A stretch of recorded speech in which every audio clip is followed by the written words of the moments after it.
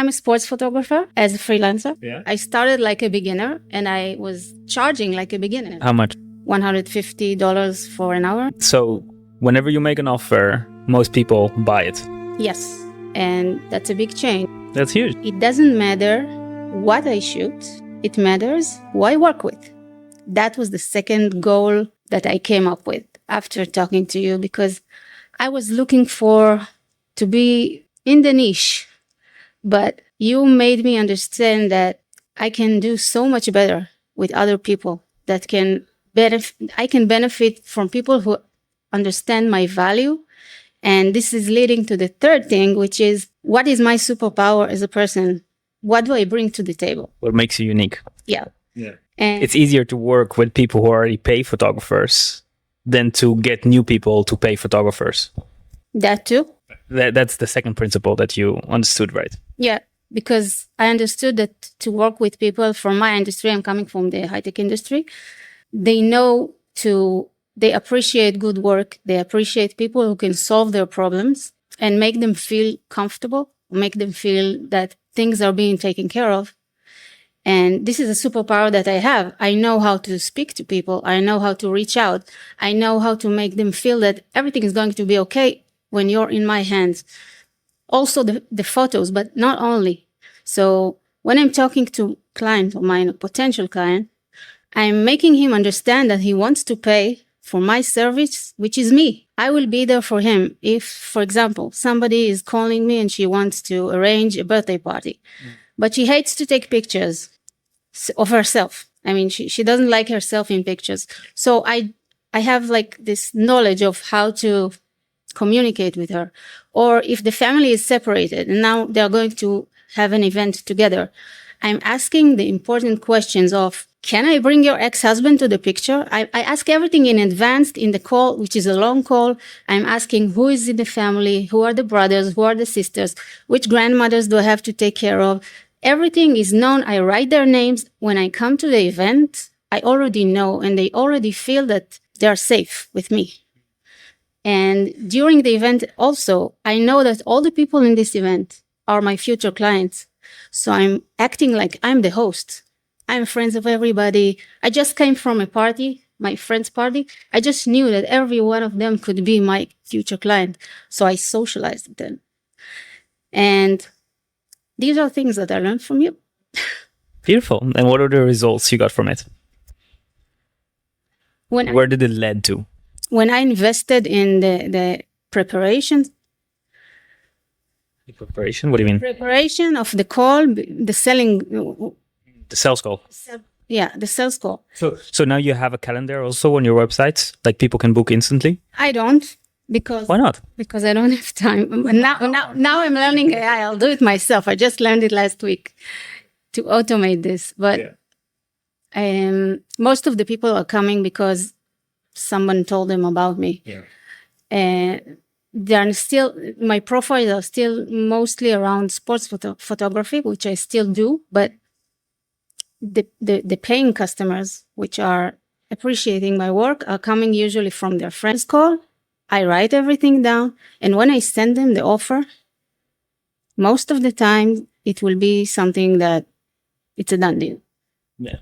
So whenever you make an offer, most people buy it. Yes, and that's a big change. That's huge. I'm very proud of you.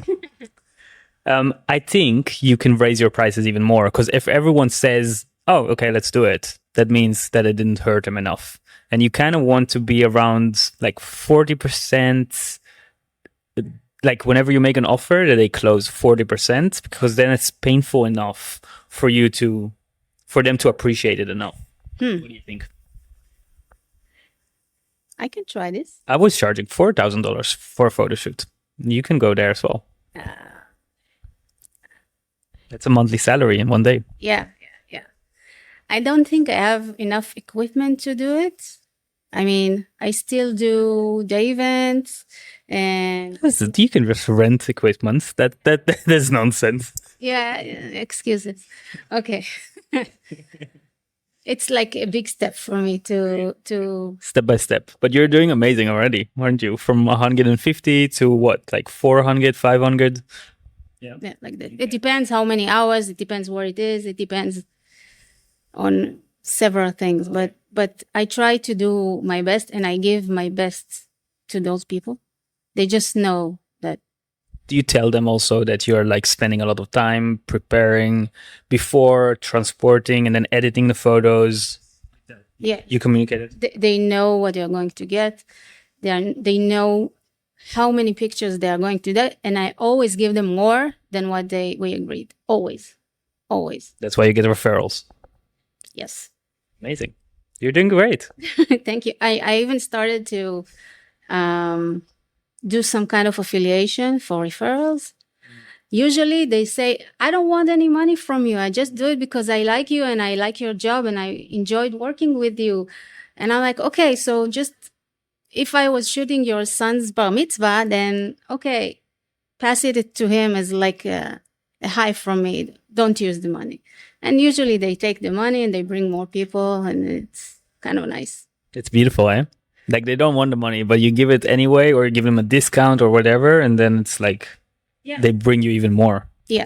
It's a love cycle, right? Something like this. Yeah. Do you remember I think we spoke about it, that there's two cycles in business, where one cycle is like, oh, they don't pay me enough, so I'm not going to do less. And then they appreciate you less. And then you're going into a cycle of negative stuff. And there's the cycle of positive, like love kind of thing, where it's like, I charge a lot, but I give you everything and extra. And then you refer people to me and I give you even more. And then I appreciate you even more and I give you more gifts and things like that, right? We didn't talk about it, but this is how I live. I mean, my whole life is about finding the win-win situation. It's like, I will give you more, you will give me, and let's grow together. And I think it's in every relationship. We have this love cycle of give, get, get, or take. Like it's a destructive cycle. And I think a lot of people are in business in this destructive cycle of like, they don't want to do enough because they feel underpaid and everything. I agree. And I also felt that from you. When we were in touch, you remember to contact me every once in a while and say, hey, how's it going? Maybe you should do this. Maybe you should do that. How are you progressing with this thing? And so on.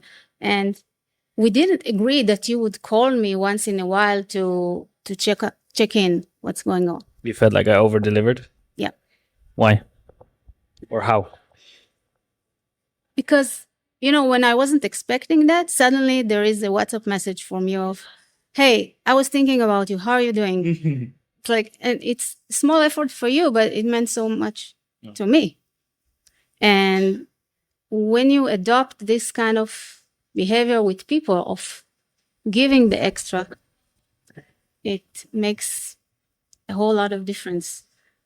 For example, now I'm learning about hospitality world in general. And there's a saying over there that if you do just the extra thing of, I don't know if you watch TV?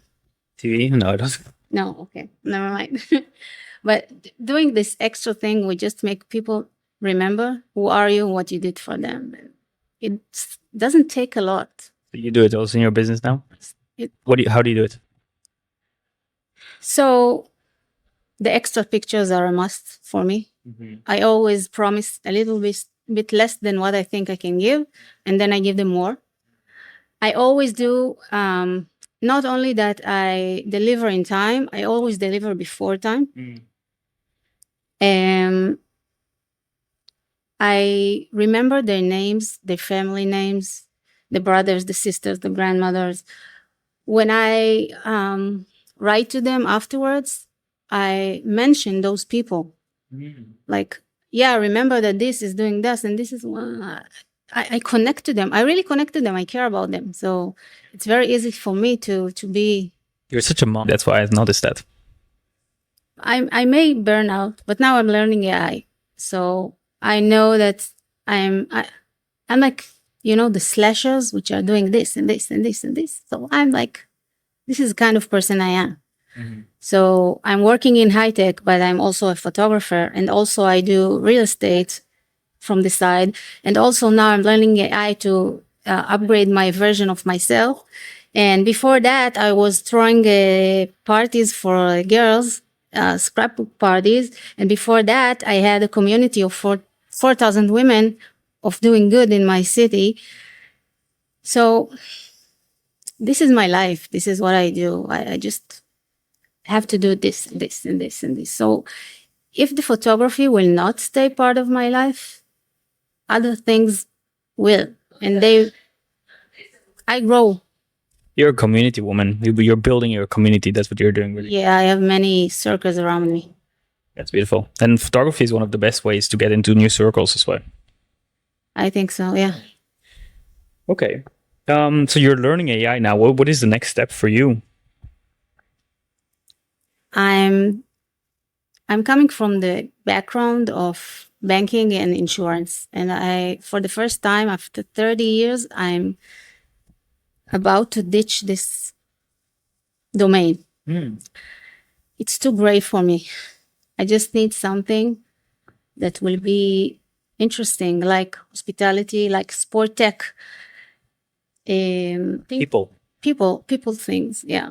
And I know that currently situation is very bad. Many people are being fired because of AI in my industry.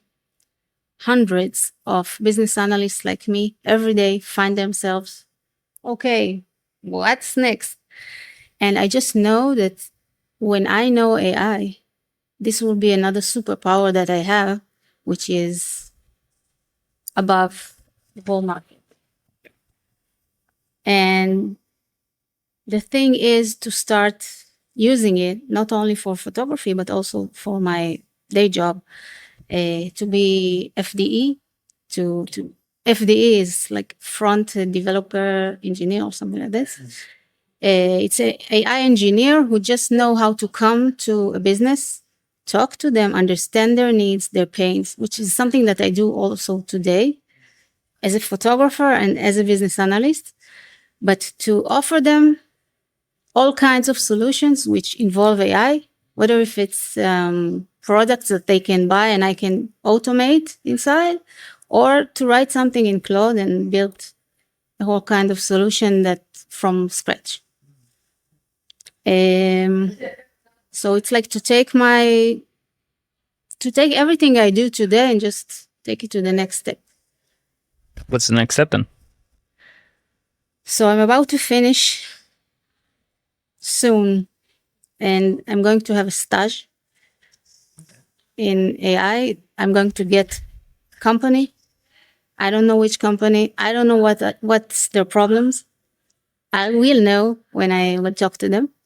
This is part of the internship. Yeah. And after that, I will change my day job, or maybe before. I just heard something yesterday that AI should be not your replacement, it should be your amplifier. And I really think it's something that I'm planning to do, to just know how to use it and how to. People say we need AI just to my words. So I would have more time to do the things that I love, blah, blah, blah. Yeah, and more power. Me, it gives me so much power. Using AI, I can do, usually with my ADHD brain, I could think about like 10 ideas a day that I want to do. And I would know one of them or none of them. And now I can do all of them. It's crazy. That's amazing. Yeah. Like what? Like a new carousel, I just make one prompt and it makes me a carousel. A new concept, a new page on my website, a new way to get clients, a new marketing strategy. I just share that with my AI, and because my AI knows everything about my business and he has access to my website, to my social medias and everything, he can do everything. He's the executor. He can send emails to my clients and all of those stuff. I just share with him an idea. He would go and tell me if it's a good idea, because sometimes it's just a distraction. And then he would, if it is a good idea, he would make sure it gets done. But you're the man in the loop at the end? No, he's a CEO. I just made him the CEO of the company, and I'm just his assistant, and I'm giving him ideas. Yeah. Do you trust him that much? I'm trying to trust him. So I do check things sometimes, but I added also a reviewer into the thing, into the setup. It's a very smart setup. So there is like always one that there is one agent that creates. So when we talked like 6 months ago or a year ago, I don't remember, you told me that you have a bunch of people which are freelancers all around the world, which you pay them and they are helping you with doing your social, doing your videos. And now AI is doing everything instead. This is what you're saying. Yeah. That's amazing. It's in progress. So, it's still like I used to have different people for different stuff, for different clients, for different AI is doing most of it right now, and I need to review it. So you are the man in the loop. You have to review it. No, because you can have AI review itself. And so I am replacing myself, but it is steps and it's more complicated often than you think. And you are teaching him, you should teach him like you have a new employee in the company, and he's your new employee, and you have like to teach him everything, how everything is being done. And he might not do it the first or the second time, but then he will adjust. But you still need to put some effort at the beginning to tell him what to do and how to do it. I mean, that's one way to do it. I also hire now like AI developers, so people to help me. So first of all, I work with some insane people, like some of the biggest people in the AI industry, who teach me AI or who help me build agents for myself. So, for example, the video editing stuff was such a nightmare. I've been working on it for months, and then I started working with some people that I hired, and they could they're better at some of the nerdier things. I know I'm a business owner, so I understand AI good, but I have the vision, and so they can go and implement the small things, and so they will sell me the agents, or I'll buy the agents from them. Or what I do for my clients is they pay me one time, and I give them the agents that I've built for them. So I have already a lot of agents that I've built. No one has really built a good video editing agent, and I think I did, and I'm always developing it and making it better. And so I can just give you those agents, and they would do it, and then you, instead of start from zero training a whole employee, which when you're not a video editor, it's hard to come up with those ideas of like you need to look at a wavelength instead of listen, right? AI wouldn't know how to do that most often, so you just start from 80% there, and you just need to do the 20%. You're mainly mentoring people which were photographers, I think. But today you also shifted to do other stuff, right? Yeah. We spoke about a community thing. You work with people who are in the sport industry who don't pay you so much. It's the same with photographers. Photographers don't have the mindset of investing in themselves.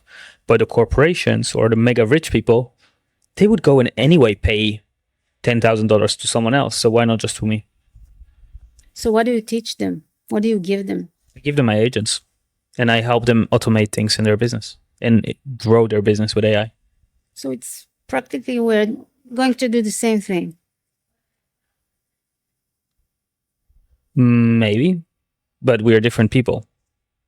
Like I have a lot of knowledge in the business part of the like how do you do wording? What is the SOP? What is the correct SOP to get those results? I'm testing it a lot on my business. You are doing different things, right?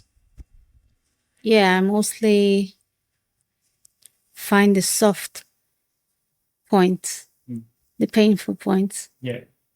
So And if you would want my recommendation, I would there's so much money right now in AI. I would not go and work for free. I would not go and get a stage. I would not go and study. I would just go, if I were you, and I would go and sell someone, like a company, like, hey, I'm studying AI and I can do it for much cheaper than anyone else would do it. And if I manage to succeed it, you can give me a big bonus, something like this.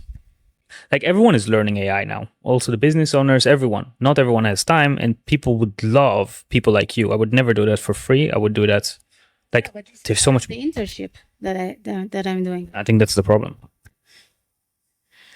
In addition, I will start doing things for myself.